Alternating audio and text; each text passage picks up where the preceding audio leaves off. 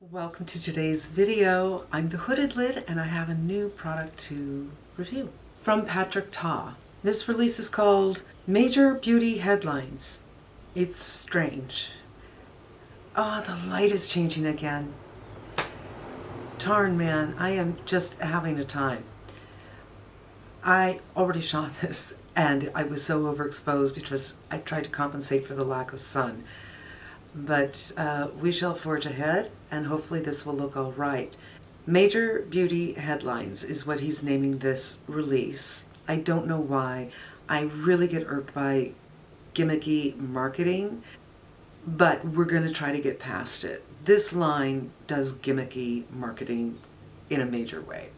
So Patrick Ta is a makeup artist. You probably have heard of him. He's worked on some incredibly beautiful models, like Gigi Hadid apparently. And I think, it's hard to make someone like Gigi Hadid look pretty. I jest. But he came out with his own line maybe 9 months ago, and there's a lot of glowy body sprays and fans, and it's a little much. But there were blushes, there were some really interesting lip liners, and there were some lip products. Now his lip products were, I think, like a cream matte formula. It was interesting, but they kind of made me look dead. The colors did not work for me. And I just, the blushes, nothing that made me think, I have to have this. So this new line came out, and it is 3 things. It's blush, and the blushes are duo, so there is a cream blush and a powder blush in each compact, and it's in 4 colors. Same thing with lipsticks. This is a bullet matte lipstick in 4 colors, and 4 more pencils in the same colors as the lipsticks. The lipsticks, you had a choice of an orange red, a true red, a neutral nude, and plum. I think they're calling it plum. No, they're calling it wine. So when coming to choose what I wanted to try, and I did want to try, I didn't do the reds because I own a lot of reds. I probably doesn't seem like it. I don't wear them too much here, but I do. And I will pull those out and start wearing them some more. But I feel like that's a box I've checked. When it comes to the nude, I didn't want to go nude because his nudes don't work for me. And that kind of left me with the wine color. Now online, this color looked like it had a brown undertone, and it had a very 70s vibe, which I don't mind. So I got that one.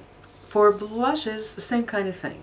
There's a soft pink. I have a lot of pinks, and I wanted to kind of get away from that. There is a bronze nude. That's not really my thing. If I wanted to do that though, I have bronzers, so no reason for that. There is the plum, and then there's the peachy coral. The peachy coral really looked interesting to me, but orange can be very dangerous on my skin. I really need to try it on, so I didn't want to take that risk. And I thought, this plummy color could be really interesting and very wintry, and I don't have a lot in that plum neighborhood, so that's what I got. And I also got a pencil, but the pencil I got is in a neutral color. It's from the first release. So we are gonna put this stuff on. And this is what the packaging looks like. It reminds me a lot of Tom Ford's packaging in the structure, not in the color. Rose gold all the way around. And you have the cream and the powder. Now here, it looks a little plummy. That's what I'm going for, plum. Let's put it on. I like to coat my brush a lot and really evenly and then take it off on my hand. But this is pretty pigmented. And because he says you should use the cream on the cheeks to give a little glowy glassiness to the cheeks, this is kind of going more up here, which is not my game, but we shall do it. And I'm just going to distribute first before I blend.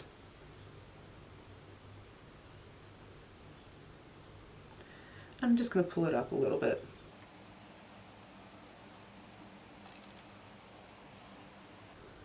Now, I took a lot off, and it's super, super pigmented to me, and I'm not so sure it looks plum anymore. I feel like it now is looking kind of red. I'm just going to wipe off my brush and keep on blending. There's no hard line.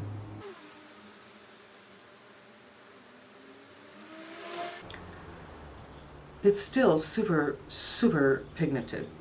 Now let's go in with the cream.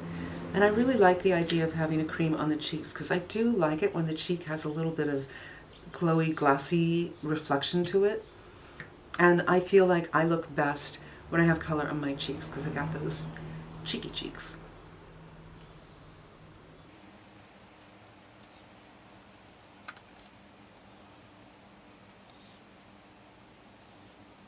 And the sun's going out again. Man, I cannot win. I mean, I would change my aperture, but it's just going in and out, so it doesn't really make any sense. I'm just going to go in with the Beauty Blender over everything to tone it down a little bit. I mean, the thing I have to say the most about this is it's super, super pigmented. Now, I brought down a couple of things from my collection to compare to. When I look at them side by side, they do not look the same, but on the face, they kind of do. This is by Too Faced. It's called Peach Berry. I'm not sure if they still make these. They weren't incredibly popular, but I really like them. They're a weird texture, is all I can say. It's almost like it's a dimethicone-y thing, so the color is suspended in the dimethicone. So that's that color, and that looks kind of berry.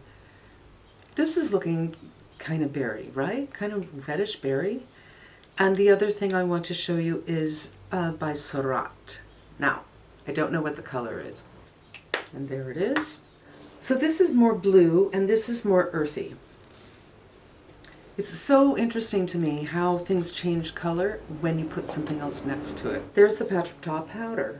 It's really close to this one that is red. It's a red blush. And now I'm going to take the cream. Here's the cream. Now the cream is kind of hard to swatch. It's pretty sheer, so I'm going to double up on it. So here's the cream. It almost looks like these two colors in the pan. It looks like they're different colors. On my hand, they really look pretty similar. It depends if the light's hitting or not. And they look very close to this, which is red. It's not plum, it's not wine, it's red. So there's some swatches for you. And there goes the sun. Here's the lipstick. This is super pretty. This is so reflective that you could put on your lipstick using this as your mirror. It's rose gold, but it's not heavy. It doesn't have an expensive feeling, but the price is kind of expensive. This is $32, and I believe a Dior's around $36, $38, and I consider Dior a high-end. Not the highest. Certainly you can go to Tom Ford and spend 60 or 70 bucks, but it's not inexpensive, but it doesn't feel like it's not inexpensive. It's a pretty look though. So this is what it looks like. I'm seeing the brown in there. I think this is kind of promising. I'm going to just dab it on first. Oh, I forgot. Let me do the lip liner. I got it in the neutral color, not from this line, but from the previous line. This is a click. It's a very unusual shape, and you know, I don't have anything like it, so why not? All right, now we're going to go for it. So just like Lisa Eldridge did when she did her darker colors recently, I'm just going to put this on a little bit, dab it on, so you can get a sense of what it is.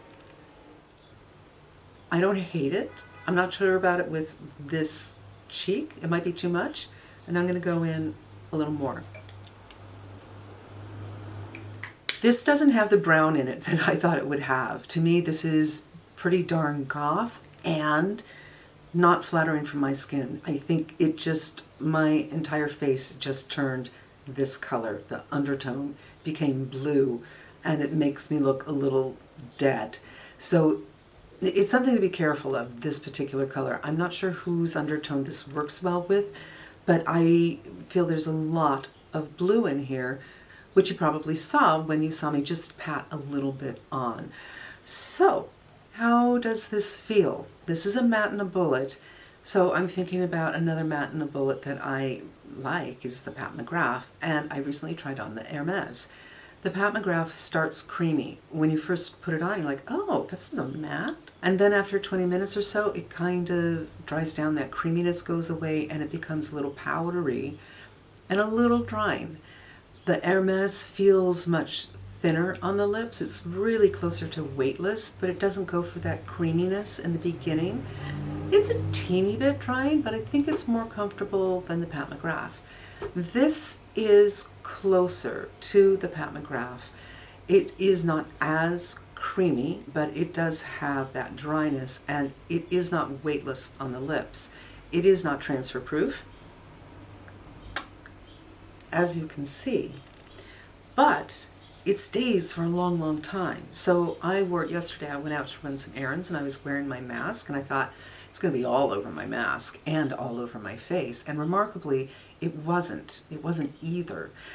It stayed on pretty nicely. And then I left it on for the rest of the day, and it faded very nicely. So I still had the color even though there was nothing left on my lips. So it has a nice stain to it and an even fade. And even the application, this is dark, and darks can skip. You know, they can kind of gather in areas of the lips and get a little patchy. I don't find this to be patchy at all. So in that way, the formulation is really good. It's only a little bit drying. It's not transfer proof, but it is long lasting. For me, I just wish they had more colors, because I got the reds checked and he doesn't do nudes that work for me. And this, I don't think this is flattering on me at all. So, but that's why I'm here, right? To show you what it looks like on my skin type so you can decide if it might work for you. And I think this one is all about the undertone. I want to do some swatching with a couple of other things that I already own, and you might own too. This is too hard to read, it's so small. So I'm going to subtitle it right here. It's the Giorgio Marnie Maestro. And this is one of those moussey matte formulas that I love so much. No, it's not transfer proof, and it does not last for a long, long time. But it's very, very comfortable. And that's that. And here's the damson. It kind of reminds me of this color when I first dotted it on. If I had gone in between dotting it on initially and going full on opaque, I probably would have gotten this color. And you know what I just noticed in the mirror, you guys? This makes my teeth look a really weird color. Me no like. And here it is here. It's called, by the way, She Must Be New, and it is so similar to the Giorgio Armani. It's crazy. And you can also kind of dot on that Giorgio Armani and start with a sheer layer, or put it on and then blot. So to me, this color, I've been there. I don't wear this Giorgio Armani for a reason. It's a very difficult color for me. Now I want to blot and give you an idea of what it looks like blotted.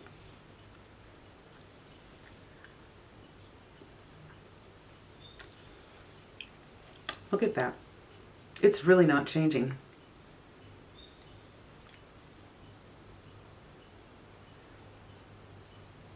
If you like that Giorgio Armani color, but you want something that's going to stay better, then this is the way to go. And if you don't mind dryness, if your lips aren't that sensitive, all the more. I mean, I just don't think it makes my teeth look good. It doesn't make my face look good. I feel like I look like I'm blue. Yeah. But there we have. I like the cheek product. I like the idea of the cheek product, which is kind of a glossier, but not too glossy cheek, and then matted a little bit more up here. I just am not so sure that I don't already have something really similar to it. I mean, I do, but I can't in good conscience keep colors that in this case I already have and I never wear because it's not flattering. And in this one, same thing. I already have it and I don't wear it very often. Although I think if I went nude with my lip, this cheek color would work better. Let's try that. I'm completely flummoxed, you guys. Let's do this. This is kind of an orange, but I wasn't really looking for an orange. I think this is a little easier on my skin tone and on my teeth. Personally, I'm not entirely sure of this color. Okay, well, I have made a lipstick color that is a little more agreeable and not so abrupt. and it's calmed everything down. I'm honestly not sure, but I wanted to give you an idea of what these colors look like on me and my skin tone. I hope this wasn't all over the place, you guys. I kind of feel that it was. You know, I had my notes here, I got it all together, I gave you the information, and yet I feel like it was a little all over the place, and I apologize. You know what it was? It was the light that threw me off. That's what it is. Thank you so much for spending a few minutes with me. I hope it was helpful to you, and I hope you come back again. Until we meet again, be safe and smart, and I am wishing you good health. Bye.